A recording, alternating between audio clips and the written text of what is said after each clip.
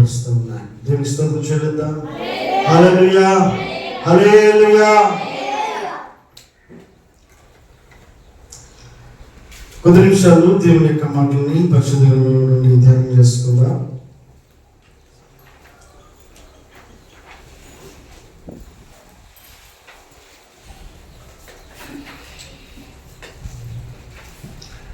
రెండవ సమూయేలు గ్రంథం, మొదటి సమూయేలు గ్రంథం 9వ అధ్యాయము 17వ వచనం చదువుతాం.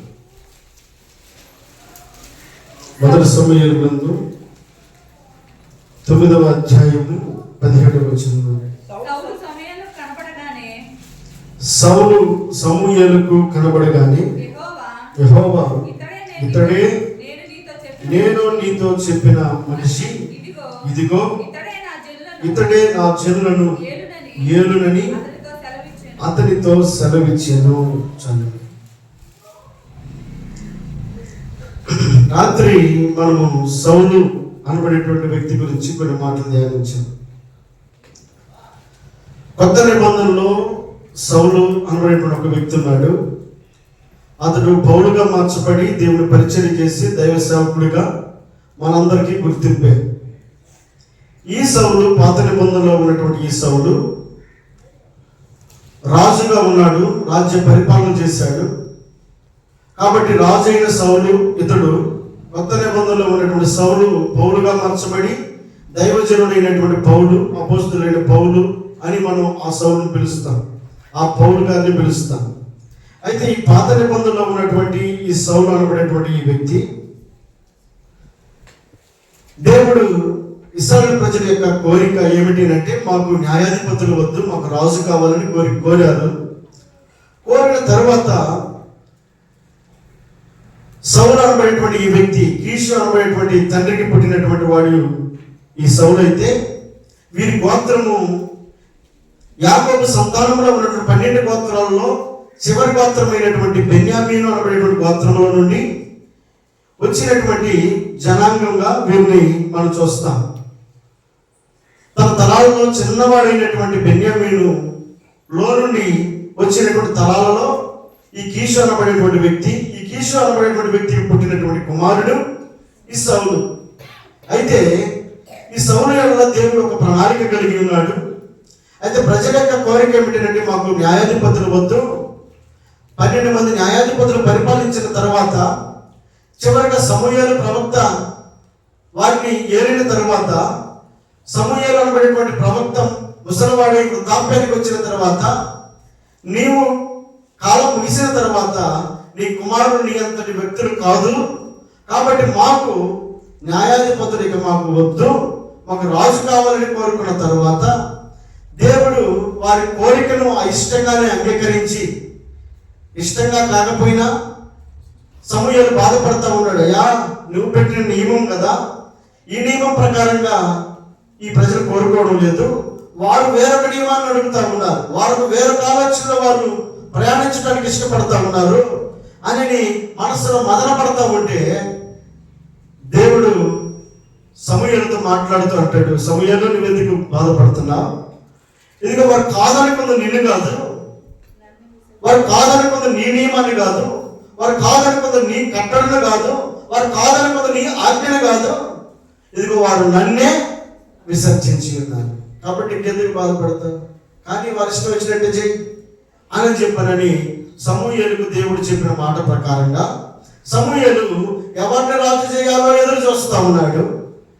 రాజు చేయడానికి దేవుడు ఒక ఆలోచన చెప్పాడు. ఇదిగో నీ యొద్దకు రేపటికి ఒక వ్యక్తి నీ దగ్గరకు వస్తాడు, ఆ వ్యక్తి నేను నీకు చెప్పే వరకు, అతను నీ దగ్గరకు వచ్చే వరకు వేచి ఉండు అని దేవుడు చెప్పాడు. సమూయేలు ఎదురు చూస్తూ ఉన్నాడు. అయితే తన తండ్రి అయినటువంటి కీషు యొక్క గాడిద ఒకటి తప్పిపోయింది.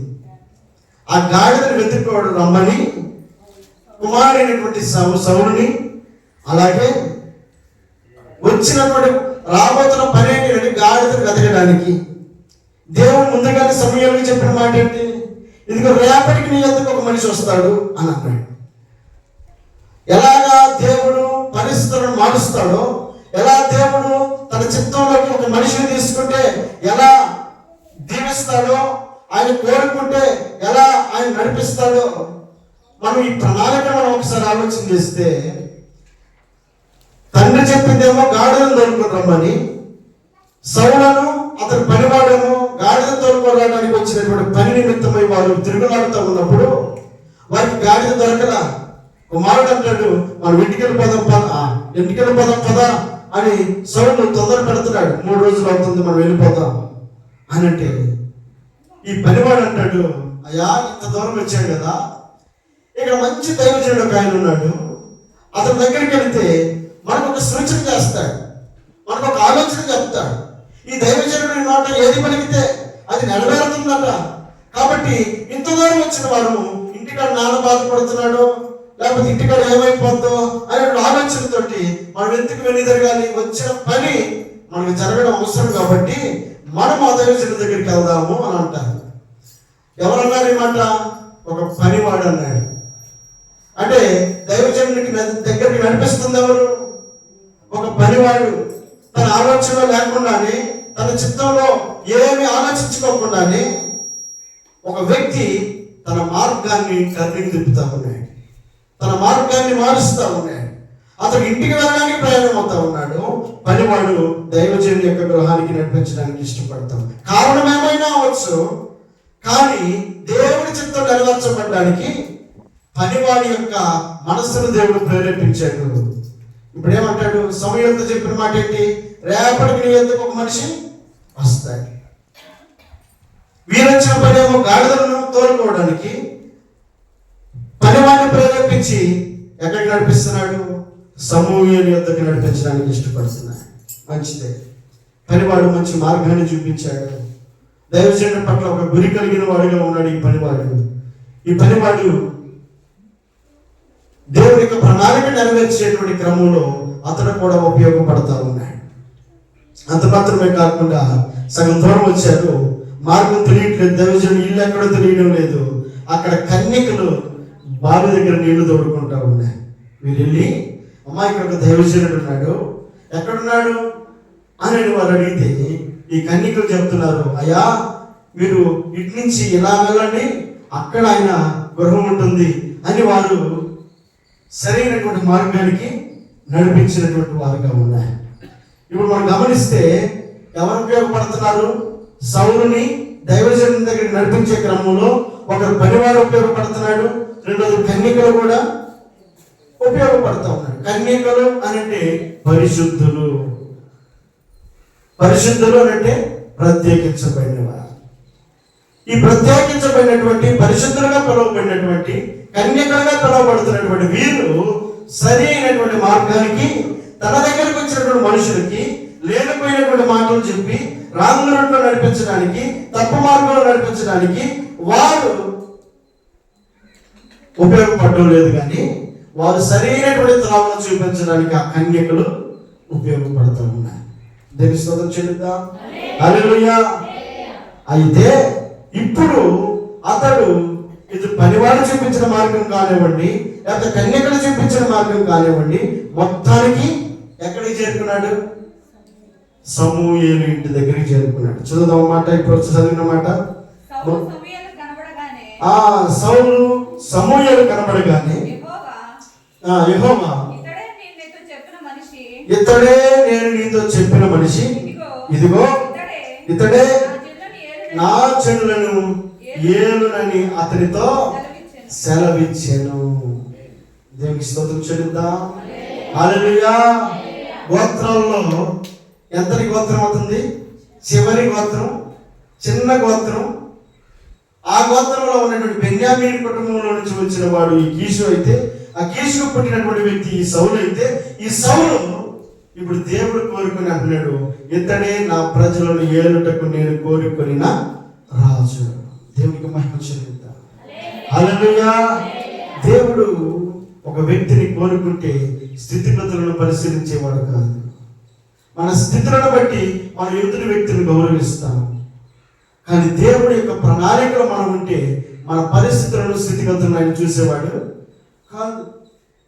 గోత్రాల్లో చిన్నదైనప్పటికీ ఈ వ్యక్తి పని ఏంటంటే గాడిదలను ఎతకడానికి వచ్చినటువంటి పని మీద ఇతని దృష్టి ఉంది, దేవుని మీద దృష్టి లేదు, దైవజనుని ఇంటికి వెళ్ళాలని ఆసక్తి లేదు. కానీ బలవంతం పెట్టాడు పనివాడు.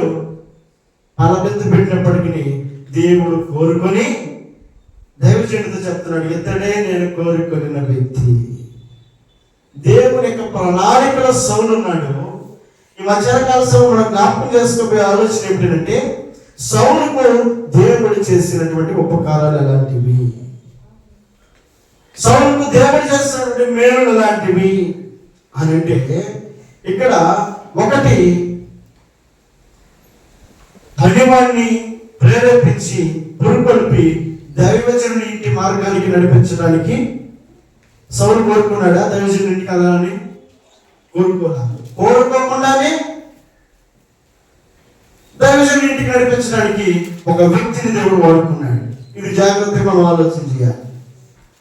రెండవది, అతను కోరుకోకుండానే ముఖాముఖిగా సమూయేలు అనబడేటువంటి ప్రవక్తను చూడడానికి దేవుడు అవకాశం కల్పించాడు. తన మనసులో ఉందా, తన ఆలోచనలో ఉందా, తన ఇంటి దగ్గర బయలుదేరినటువంటి ప్రయాణంలో తన ఆలోచనలో ఉంది ఏమిటంటే, అతడు తన తండ్రి గాడిద తప్పిపోయింది, ఆ గాడిదను తోలుకోవడమే తన మనసులో ఉంది. ఆ గాడిదను కనపడనందున మరలా తిరిగి ఇంటికి వెళ్దామంటున్నాడు. కానీ దైవజనుని యొక్క ఇంటికి కానీ లేకపోతే దైవజనుని ముఖాముఖి కలుసుకుందామని కానీ తన మనసులో లేనటువంటి వాటిని దేవుడు మార్గ మధ్యంలో పరిచయం చేశాడు. దేవుడు మార్గ మధ్యంలో పరిచయం చేశాడు. ఇదిగో దైవజనుని దగ్గర నడిపించే పనివాడినే కానివ్వండి, లేకపోతే ముఖాముఖిగా దైవజనునితో మాట్లాడేటువంటి సమూహలు ప్రవక్తను ముఖాముఖిగా కలుసుకునేటువంటి ఆధిక్యతే కానివ్వండి, ఈ రెండింటినీ కూడా దేవుని యొక్క ప్రణాళికలో భాగమై ఉన్నాయి. అంటే సౌలుకు దేవుడు చేసిన మేలేంటి? ఒక పక్క పనివాడిని తోడు చేశాడు సరైన మార్గాన్ని నడిపించే క్రమంలో, రెండవది దైవ సేవకుని కూడా పరిచయం చేశాడు. కాబట్టి సమూయేలు అనబడేటువంటి ఈ ప్రవక్త సౌలును ఎప్పుడైతే చూశాడో దేవుని యొక్క మాటలు సమూయేలు కనబడతా ఉన్నాయి. ఇదిగో నేను కోరుకునే వ్యక్తి ఇతడే అని మాట్లాడుతూ ఉన్నాడు. దేవుడు ఎలాంటి వాడు అనంటే, మొదటి సమూయేలు గ్రంథంలో 9వ అధ్యాయం 11వ వచనం అంటాడు, అందుకు సౌలు ఇదిగో నేను బెన్యామీనుడు కానా, నా గోత్రము ఇశ్రాయేలు గోత్రములలో స్వల్పమైనది కాదా, నా ఇంటి వారు బెన్యామీను గోత్రపు ఇంటి వారందరిలో అల్పులు కాదా, నాతో ఎలాగో ఎందుకు పలుకుచున్నావు అని. సౌలు కూడా అర్థమైపోయింది, నేను అర్హుడిని అయితే కాదు, నేను ఎంతటి వాడిను, అల్పుడును, నేను ఎందుకు పనికిరాని వాడిని. ఒక విధంగా చెప్పాలంటే, గాడిని తోలుకొని రమ్మని తన తండ్రి గురించి ఏమని రాయబడింది? అతడు భాగ్యవంతుడు రాయబడింది. 9వ అధ్యాయం మొదటి వచనంలో ఏమనుంది? ఆ కీషు అనబడి అక్కడి నుంచి చదువుతుంది. కీషు భాగ్యవంతుడగు ఎవరైనా సౌలు యొక్క తండ్రి ఎలాంటి వాడు? భాగ్యవంతుడు. అంటే అన్ని సమృద్ధి ఏ కొలతనా ఉందా అంటే, తన దగ్గర పనిచేసేవారు కూడా ఉన్నారా లేరా? పనిచేసేవారు ఉన్నారు. గాడిద తోలుకోవడానికి కుమారుడిని పంపించాడు అంటే, కుమారుడి గాడిద తోలుకోరాడానికి పని వాళ్ళు ఉన్నప్పటికీ కొడుకును కూడా తోడు చేసి పంపించాడు అంటే, కొడుకు కూడా తండ్రి దృష్టిలో తక్కువగానే కనపడతాడు. ఒకవేళ తండ్రికి విలువ తీసుకొచ్చే వ్యక్తిగా కుమారుడే కనుక ఉన్నట్లయితే, ఆ పనివారిని జత చేసి ఒకరిని కాదు ఇద్దరు జత చేసి పంపించవచ్చేమో. కానీ కుమారుడిని కూడా పంపించాడు అంటే, తండ్రి దృష్టిలో కుమారుడు కూడా ఆ పనివాడితో సమానంగానే చూస్తూ ఉన్నాడు. గాడిద తోలుకోరాడానికి యజమాని కొడుకు పనివాడు ఎక్కడైనా జత కలిసి వెళ్తారా పని చేసుకురావడానికి? అంటే జత చేశాడు అంటే ఈ వ్యక్తి కూడా ఆ ఇంటిలో విలువ తక్కువ అయినటువంటి వాడి. అయితే దేవుడి ప్రణాళికలో సౌలు గొప్పగా కనబడతా ఉన్నాడు. దేనికి మహిమ చెల్లిద్దా? హల్లెలూయా. ఇప్పుడు అంటున్నాడు, తత్తరగత్తరలాడుతున్నాడు. ఏంటి పరిస్థితి? ఇదిగో దేవుడు నన్ను కోరుకున్నాడని చెప్పానని ప్రవక్త చెప్తా ఉన్నాడు. కాబట్టి నేను ఎంతటి వాడినో ఏమంటాడు? అందుకు సౌలు, నేను బెన్యామీనును కానా, నా గోత్రము ఇశ్రాయేలు గోత్రములలో స్వల్పమైనది కాదా, నా ఇంటి వారు బెన్యామీను గోత్రపు ఇంటి వారిలో అందరిలో అల్పులు కాదా, నాతో ఇలాగ ఎందుకు పలుకుచున్నావు అనెను. సమయానికి ఏం మింగడి పడ్డంలా, నేను అల్పుణ్ణి కాదు కదా, నేను అల్పుణ్ణి కదా, నా గోత్రం అల్పమైనదే, నేను అల్పుణ్ణి. కాబట్టి సౌలు ఏమాత్రం కూడా దానికి అర్హత కలిగిన వ్యక్తిగా ఏమాత్రం పోల్చుకోలేకపోతా ఉన్నాడు. కానీ దేవుడు మాత్రం సౌలును విడిచిపెట్టలేదు. సౌలు పట్ల దేవుడు ఒక ప్రణాళిక కలిగి ఉన్నాడు. దేవుడు సౌలు పట్ల ఒక ప్రణాళికే కనుక లేకపోతే పనివాడిని ప్రేరేపించేవాడే కాదు, అలాగే దైవజనుడి యొద్దకు నడిపించేవాడే కాదు, దైవజనుడికి చెప్పిన మాటను ఆయన స్థిరపరిచేవాడు కూడా కాదు. రాజుగా చేయాలంటే కావాల్సినటువంటి ఆధిక్యతలను చూసుకుని ఆయన ఏ గొప్పవారినో పెట్టుకోగలిగినటువంటి దేవుడు అయి ఉన్నాడు. కానీ దేవుడు సౌలును ఎంతో ప్రేమించిన వాడిగా ఉన్నాడు. అల్పుడే కానీ దేవుడి దృష్టిలో అధికుడుగా కనబడతా ఉన్నాడు. కాబట్టి దేవుని ప్రణాళికను నెరవేర్చేటువంటి క్రమంలో ఈ సౌలు అనబడేటువంటి ఈ వ్యక్తి అల్పుడైనప్పటికీ తన స్థితిగతులను దేవుడు చూడక ఎన్నుకోవడానికి ఇష్టపడ్డాడు. ఈ మధ్యాహ్నకాల సమయంలో మనం గమనించాల్సినటువంటి మాట, ప్రణాళికలో దేవుడు సౌలుకు చేసిన మేలు ఏంటి అంటే, ఒకటి అభిషేకించడానికి ఇష్టపడ్డాడు. శరీర మార్గంలో నడిపించే పనివాడు తోడుగా దేవుడు ఇచ్చాడు. అలాగే మంచి మార్గంలో నడిపించడానికి సమూయేలు అనబడినటువంటి ప్రవక్తను కూడా దేవుడు పరిచయం చేశాడు. అందరూ ఫ్యాన్ వేస్తున్నారు, కరెంట్ రాలేదు.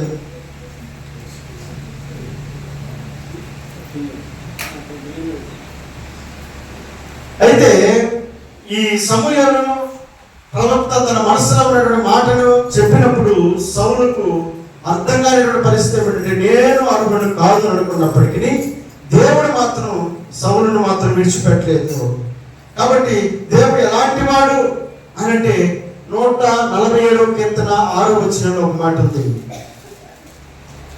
147వ కీర్తన 6వ వచనం, యెహోవా దీనులను చాలండి, ఎలాంటి వాడినా దీనులను లేవనెత్తువాడు.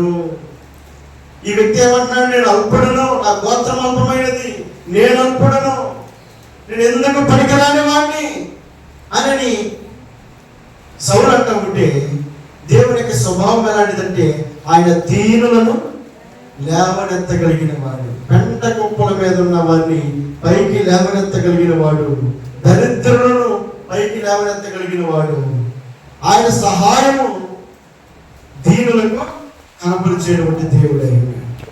కాబట్టి ఈ సౌలు పట్ల దేవుడు ఒక ప్రణాళిక కలిగి ఉన్నటువంటి ఆ ప్రణాళికలో దేవుడు ఎంతో తనకి సహకారాన్ని అందిస్తూ ఉన్నాడు, తనకు తోడ్పాటును అందిస్తూ ఉన్నాడు, తను వెన్నుతడుతూ ఉన్నాడు, తనను బలపరుస్తూ ఉన్నాడు, సౌలు చేత అతను మాట్లాడుతూ ఉన్నాడు. అక్కడ ఒక మాట చూద్దాం, 9:22 వచనం నుండి. అయితే సమూయేలు సౌలును అతని పనివారిని భోజనశాలలోనికి తోడుకొని పోయి పిలువబడిన దాదాపు 30 మందిలో ప్రధాన స్థలవంతులు వారిని కూర్చుండబెట్టి, ఎక్కడ కూర్చోబెట్టాడంట? ప్రధాన స్థలము అనంటే మెయిన్ స్థలం ఎక్కడైతే ఉందో, ఇప్పుడు ఇక్కడ ఉన్నటువంటి పుల్పిట్ ఏదైతే ఉందో, ఈ ప్రధాన స్థలంలో సౌలుని తీసుకెళ్ళి ఒకసారి బ్యాక్గ్రౌండ్కి వెళ్తే తండ్రి ఏం చెప్పాడు? గాడిదను తోలుకొని రమ్మన్నాడు. తన ప్రయాణం ప్రారంభించింది గాడిదను తోలుకోవడానికి. ఒకసారి గాడిదను తోలుకోవడానికి ప్రయాణించినటువంటి ఆ వ్యక్తి ప్రధాన స్థలంలో కూర్చున్నటువంటి అర్హతను కలిగి ఉన్నాడు అంటే దేవుడు సౌలు పట్ల ఎంత ప్రణాళిక కలిగి ఉన్నాడు. ఒక దైవజనుడు, ఒక ప్రవక్త సమయాన్ని కోరుకొని సౌలుని తీసుకెళ్ళి 30 మంది ఉన్నారు. ఇది విలువైనటువంటి వారు, గొప్పవారు, ప్రధానులైనటువంటి వారు. ఈ 30 మందిలో కూడా ఈ సౌలును ప్రత్యేకించి ప్రధాన స్థలంలో కూర్చుండబెట్టి దేవుడిచ్చిన ఆధిక్యతలు అంత మాత్రమే కాకుండా దాని కింద మాటలు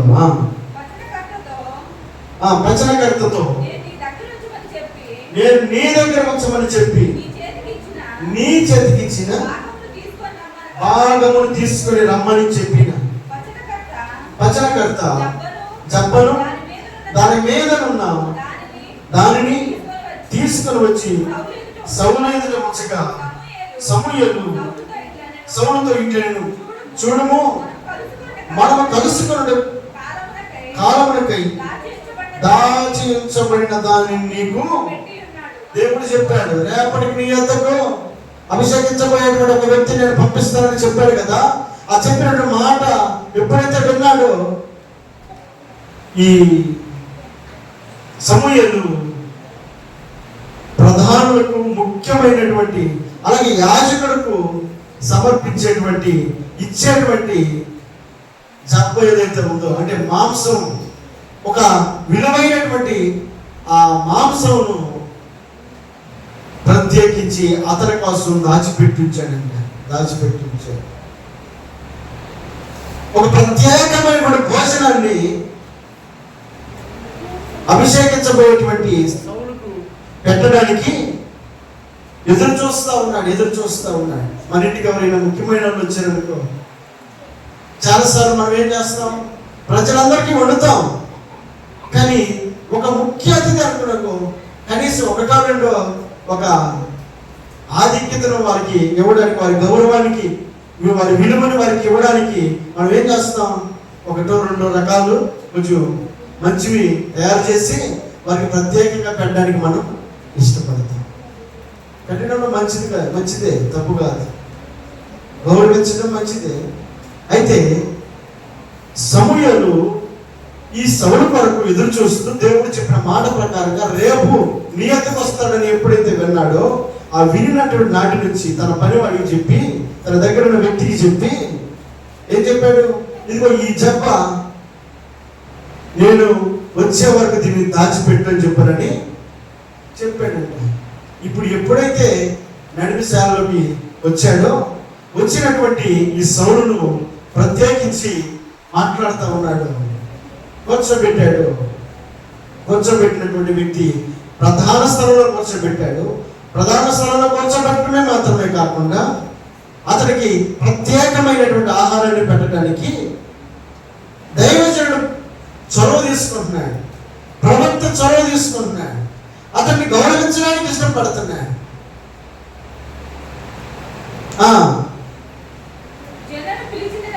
జనులను పిలిచిందని నేను వచనకర్తతో చెప్పినప్పుడు ఇది నీ కొరకు ఉంచవలసినదని చెప్పి తిని, ఆ దినమున సౌలు సమయాలతో కూడా భోజనము చేసెను. దేవునికి మహిమ చెల్లిద్దా. హల్లెలూయా, హల్లెలూయా. దేవుడు సమూయేలుకి ఇస్తున్న ఆధిక్యతను మనం గమనిస్తా ఉన్నాం. ఒకటి, అతను గాడిద కాసుకోవడానికి వస్తున్నాడు, కానీ దేవుడి ప్రణాళిక అతను రాజు చేయాలనేటువంటి ఆలోచన. కాబట్టి పనివాడిని దేవుడు జతపరిచాడు. సరైన మార్గాన్ని నడిపించడానికి కన్యకలకు దేవుడు ప్రేరేపించి చక్కటి మార్గాన్ని చూపించాడు. దైవజనుని కలుసుకోవడానికి దేవుడు అనుకూలపరిచాడు. కలుసుకున్న తర్వాత అతడు తనను ప్రత్యేకంగా ఆహ్వానించి భోజనశాలకు తీసుకెళ్ళి అక్కడ ప్రధానులు 30 మంది ఉంటే 30 మందిలో మందిరంలో ఇతన్ని ప్రత్యేకముగా ప్రధాన స్థానంలో కూర్చోబెట్టినటువంటి ఇతనికి ఆ ప్రత్యేకమైన జబ్బని తీసుకొచ్చి ఆహారంగా పెట్టి ఇప్పుడు ఎక్కడ కూర్చొని భోజనం చేస్తున్నాడు? ఆ దినమున సౌలు సమూయేలుతో కూడా భోజనము చేశాను. ఇదండి, ఇంకా ఉంది. ఈ మధ్యాహ్నకాల సమయంలో దేవుడు కోరుకున్నటువంటి వ్యక్తికి దేవుడు ఇస్తున్నటువంటి ప్రాధాన్యత ఎలా ఉంది? దేవుడు కోరుకున్నటువంటి వ్యక్తికి దేవుడు అనుకూలపరుస్తున్నటువంటి పరిస్థితులు ఎలా ఉన్నాయి? దేవుడు ఒక మనిషిని కోరుకున్నప్పుడు ఆ మనిషికి తెలియకుండానే పరిస్థితులను మనకు తోడుగా పంపిస్తూ ఉంటాడు.